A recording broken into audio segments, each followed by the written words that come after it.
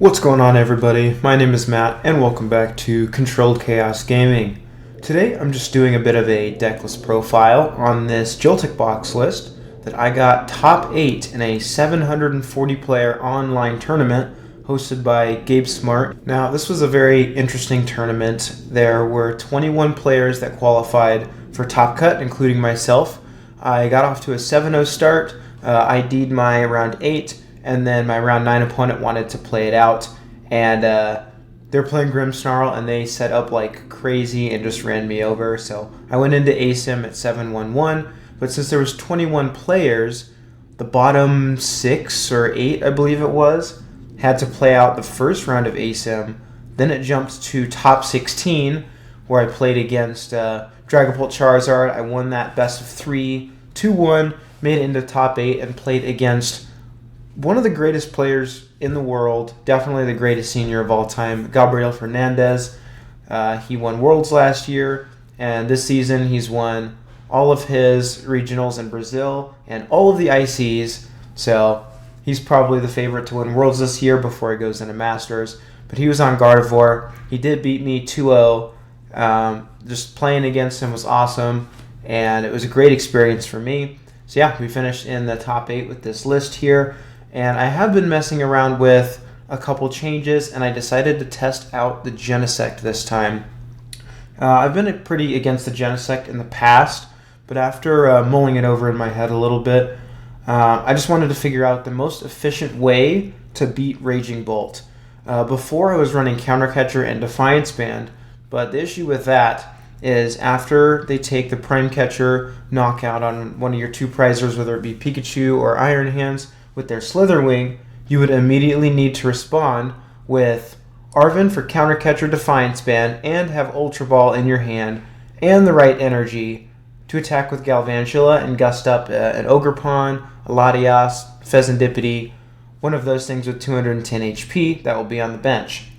And I've made that work a couple times here and there because you want to attack with the one prizer, but if you prize one of those pieces, you can never pull that off. And it is pretty hard to get Genesect out because against Raging Bolt, you have to do it on the first turn of the game. So you have to get your Miraidon to get your Joltik and your setup out. You need an energy. You need to get that Joltik into the active. And now you need a Genesect on the bench with a tool card attached. But I figured that that's probably going to be easier than pulling off a 4-card combo with a bunch of one-ofs. And sure enough, I did hit one Raging Bolt. I think it was in Swiss round 5 or 6. Managed to get off the turn 1 Genesect, and it shut down their entire game plan, and we won it from there. So, going forward, looking towards Black Bolt and White Flare, I think I would start out by testing the Genesect still, because I do believe Raging Bolt will still be a top deck. I don't think anything will change there. So if I were to play this, I would keep Genesect. But if I didn't want to keep the Genesect, I would add the new Brave Bengal in there as a tool card, which will help with Galvantula, and you don't have to be down in prize cards. You can actually just use it against a bunch of other decks. But it says if it's attached to your non-rule box Pokemon, you do 30 more damage to your opponent's active EX. So that's not too bad of an option there, but for now, I'd want to keep the Genesect in there. And I guess while we're touching on Black Bolt and White Flare, another change I would immediately make is cut the rescue board and add the new Air Balloon. And I'm really glad that's being reprinted, and that card just says your retreat cost is 2 less. So it'll help get your Ursaluna out of the active if you start it. Iron Hands will not be as hard to move. I did start that quite a few times in Top Cut, and it prevented me from getting off Jolting Charge for like 3 or 4 turns. So yeah, that's going to be an immediate change. But as for everything else, possibly Night Stretcher would become a Super Rod after my tournament run. You just want to be able to Crispin, and I don't run the 4 types of energies because we don't run the Clefairy. So I guess that's where we'll kind of head next with talking about the list. Most lists are running Clefairy currently. I decided to stick with the Gravity Mountains just to have more Stage 2 techs. So it's like good against Dragapult, it's good against Gardevoir, it's good against Grimmsnarl, it can be good against Garchomp. That's been seeing some play as well. And I'm sure there's a few other stage 2. Oh, like Charizard. It's good against Charizard as well, because Pikachu becomes a live attacker in all of those matchups, whereas it wasn't as good before. I don't think Pikachu would be nearly as good of an attacker with like being such a stage 2 heavy meta without the Gravity Mountain. I would honestly say you could run one Pikachu and be just fine. But we have our main attacker, centered around the Iron Hands and the Pikachu, because Gravity Mountain gets in there and does its job. So for the Clefairy, you could easily just add it in there, cut the metal or one of the metals and both Gravity Mountains and run no stadiums, and run the 2 Psychic and the Clefairy. But the main issue I found with Clefairy is against good players who know how to play the matchup against either straight Dragapult, Dragapult Dusknoir, Dragapult Charizard. They're not going to overbench for you. So Clefairy isn't as useful unless you're like setting up Mew, but then they can just go like, if you put a Bravery Charm on it, they can go Jamming Tower and knock it out, and it costs 3 energy, and it's just kind of a problem. And that's what I experienced in the last regional I played in, especially in day 2. Is I played against good players playing Dragapult, and it was really, really difficult because they just don't overbench for you. So I didn't want to rely on that. I'd rather rely on finding Gravity Mountains. And what I had in here before to help find the Gravity Mountain was one Team Rocket's Petrol.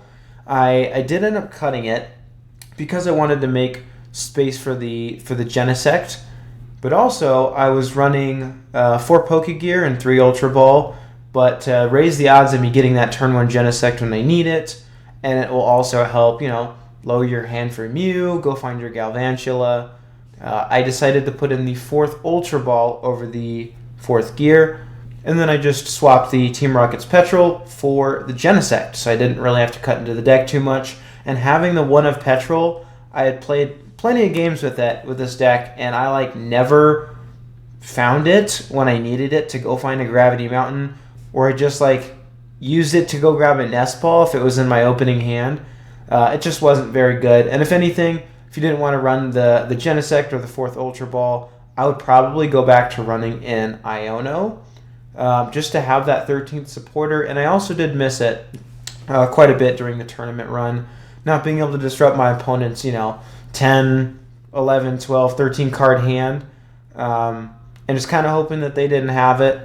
And looking at the tool cards here, I do have 2 Bravery Charms in here. I played it to the first league challenge of the season. I got second, losing to a good friend and teammate of mine, Bill. He won the first challenge of the year with Gardevoir.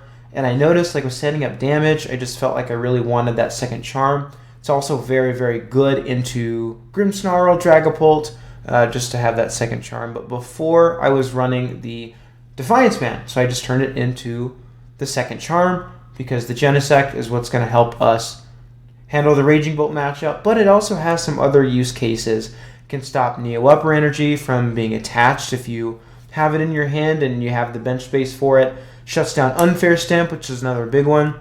And then against decks like Golden Go with a little bit more niche ace specs, it shuts down the Energy Search Pro. So yeah, that's pretty much it for the list. If I were to stick into the Destined Rivals format and make any changes, I think I would swap the Night Stretcher for a Super Rod, but everything else felt really, really good throughout the tournament. Iron Leaves was great. It's a good switch out, but also hitting Charizards, either in straight Charizard or Charizard Dragapult, which I did hit one of each of those. I also hit 3 Grimmsnarls. It was very, very good. You don't necessarily need it, but it's really good for assurance. And when they want to be aggressive with their Charizard or their Grimmsnarl with a rare candy play, this has a good chance of immediately punishing those aggressive plays. So the unfortunate thing is I did record all of my Top Cut matches, but Streamlabs decided to poop out on me, and it corrupted the video files. So I'm pretty sad about that, and I would also play some more PTCGL games, but as of right now, it's currently updating with Black Bolt and White Flare, and I wouldn't be able to necessarily run the 60. I'd want to try out the new cards. So today, it's just a decklist profile, so I appreciate you guys so much for watching. If you have any questions about the deck, leave it in the comment section for me, and I will personally answer it for you. I think this deck has always been good. In fact, I think it's been better in this meta than it was in the last meta. It's dropped down to a 3, 4, 5% deck, and no one really cares about it. It's like Dragapults aren't even playing Unfair Stamp anymore, which is what made it super tough. They're all running Neo Upper Energy, which is great for this deck because that's a much better matchup. So, yeah, thanks again for watching. If you enjoyed, please leave a like and subscribe for more content. See you next time.